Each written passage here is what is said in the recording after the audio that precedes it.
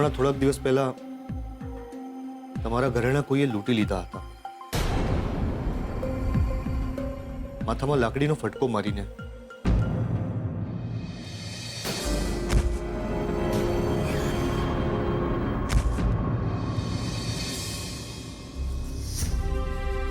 પછી બીજી વાર પણ તમારા ઘરેણા ચોરાઈ ગયા હતા.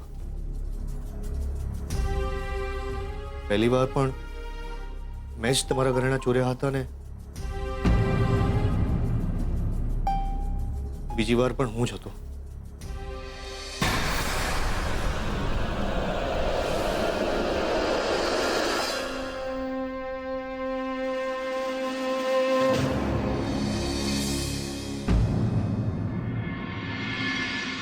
આ ઘરેણા તમારા.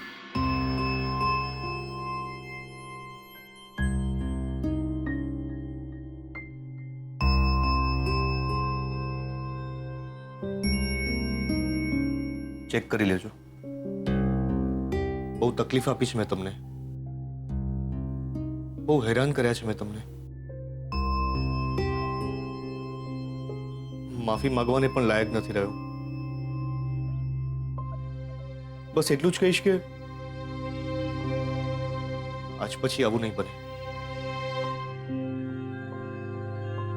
તમને એમ લાગતું હશે કે આમાં પણ મારું કોઈ કપડ હશે, મારી કોઈ ચાલ હશે. તમે સારિકાને માફ કરી, મને પણ માફ કર્યો. ઘરમાં કોઈને અમારા વિશે તમે કંઈ જ ન કહ્યું. એ પછી બસ એટલું જ કહીશ કે આઈ એમ રિયલી સોરી. આજ પછી તમને મારા તરફથી કોઈ જ તકલીફ નહીં થાય. લગ્ન થવાના છે ને તમારા? ઘરેણા કામ લાગશે.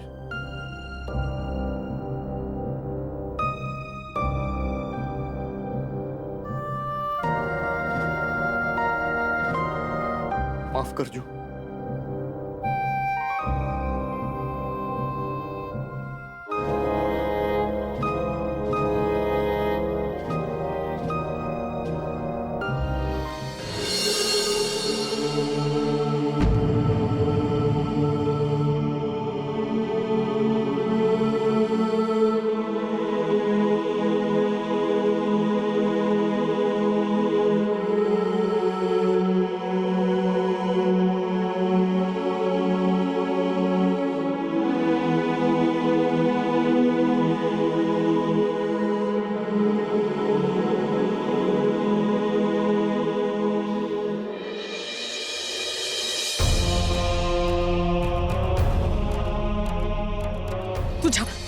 અહીંથી જા. હાલે હાલે.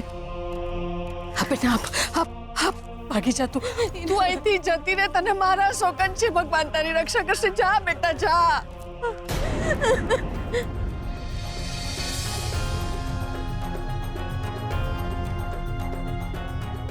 મારે મન સોના ચાંદીના ઘરેણા નહીં, પણ મારા હીરાબાની નિશાની, યાદો એમની.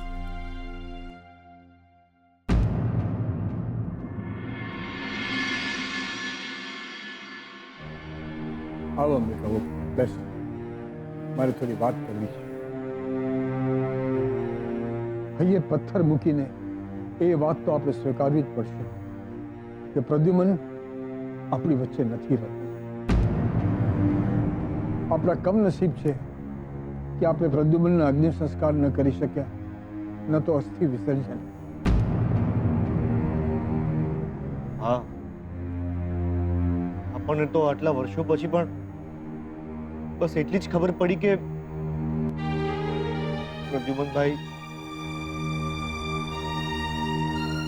એના ક્રિયાકર્મ પણ આપણે નથી કરી શક્યા. એટલે મારી ઈચ્છા છે કે આપણે ઘરમાં જ પ્રાર્થના સભા રાખીએ. હા, તમે આજે શાસ્ત્રીજીને વાત કરો. એમના હાથે જ આપણે પૂજા કરાવીએ. જુઓ, મારે કોઈ તામઝામ નથી કરવી. બસ આપણે ઘરના પરિવારના સભ્યો જ પ્રદ્યુમન માટે પ્રાર્થના કરીશું.